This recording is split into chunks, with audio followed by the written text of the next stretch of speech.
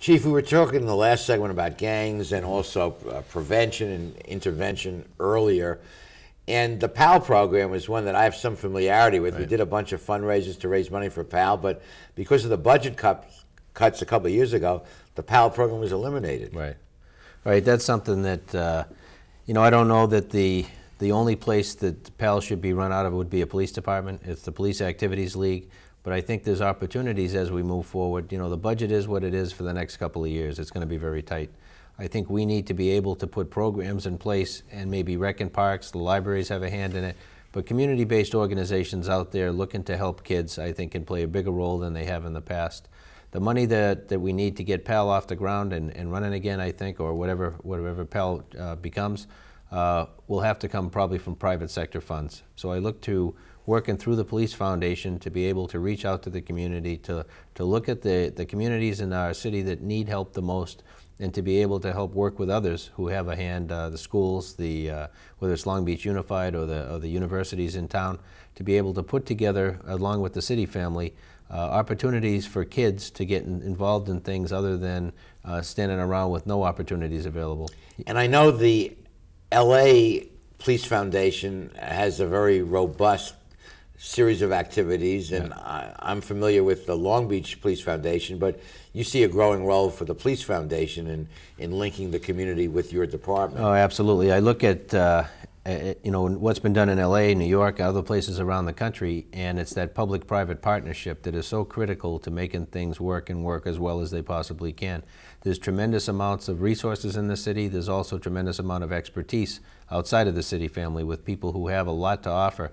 And something as simple as bringing kids into a place where they have the opportunity to talk to someone who is in the field and an expert in the field that they aspire to get into someday. Yeah. That short period of time, it doesn't, again, cost anything other than your time, but that may be can make a difference to that kid. Absolutely. So it's like one at a time we have to rescue and save and turn around.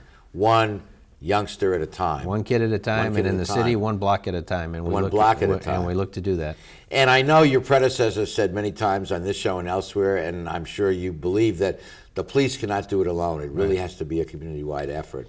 Yeah, the police get paid full-time to do what's the responsibility of everybody in the community, to keep it safe, to keep it orderly, and to make it a place that other people from around the country would want to raise their kids and come here and bring their businesses here. And I think Long Beach, we have the advantage of, there's a lot of Long Beach pride. There's a lot of stability of generation after generation of people who see Long Beach as home. I think we capitalize on that, and we move forward using that as a premise. So we need to think as a community of what each of us can do to help the police do their job and to collectively make our community a safer place. Absolutely. Yeah.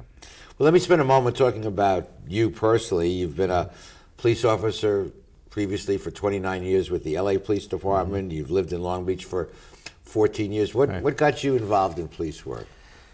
I go back to growing up in Boston in a public housing development down the street from Fenway Park.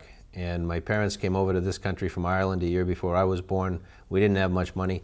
And kind of the role models in the neighborhood I grew up in were kind of few and far between. I always looked at policing as an honorable profession and one where you could make a difference. And every day was different. You were meeting new people all the time, and something that I saw as exciting. And I'd have to say that certainly Hollywood played a role in that. As growing up as kids, what was romanticized in my day was a lot of the police shows. Much like today, every third show is a cop show on TV. You become a cop or a priest? Yeah.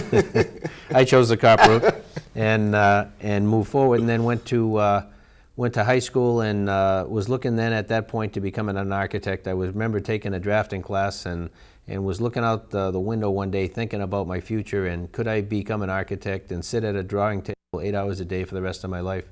And from the perspective of a 17-year-old kid at that time, I couldn't. I wanted to be doing something where I was out, moving around, meeting new people, new challenges all the time. And policing for me, with my worldview at that time, was the best job out there. And now, 30 years later, looking back on it, I'm very glad I took this route. And there's nothing I think of that I would rather be doing and have done for so long other than policing. What a wonderful story. And also, I was just thinking about America, that your folks came over, as you mentioned, the year before you were born, and one generation later, their son is the chief of police of a major city. God bless America. Yeah, thank you. Thanks. It is a unique country. Okay, we'll be back with the remaining portion of our show after these messages. Stay with us.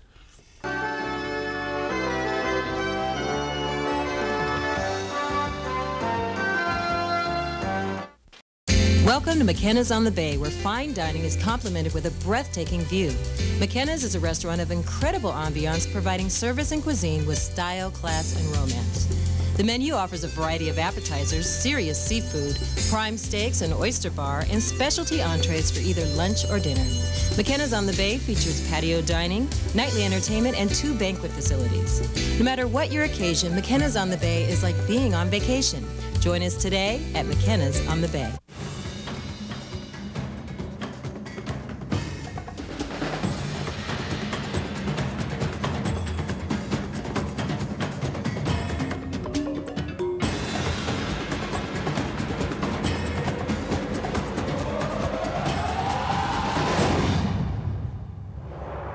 The original Renaissance Pleasure Fair, now in LA at Santa Fe Dam.